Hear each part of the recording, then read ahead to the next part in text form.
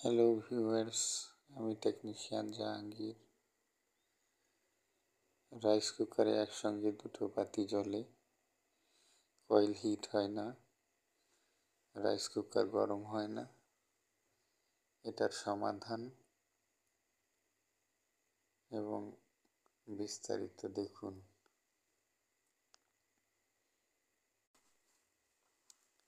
Rice কুকারটি খুলে ফেলুন।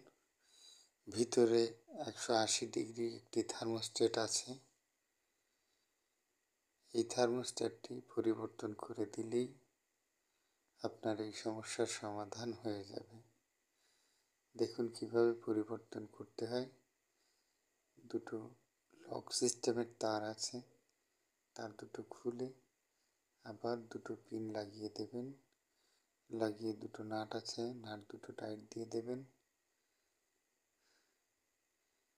তারপরে একবারে চেক দেবেন, ব্যাস কমপ্লিট হয়ে যাবে। ভিডিওটি ভালো লাগলে লাইক করবেন এবং আমার চ্যানেলে নতুন হলে সাবস্ক্রাইব করবেন। ধন্যবাদ।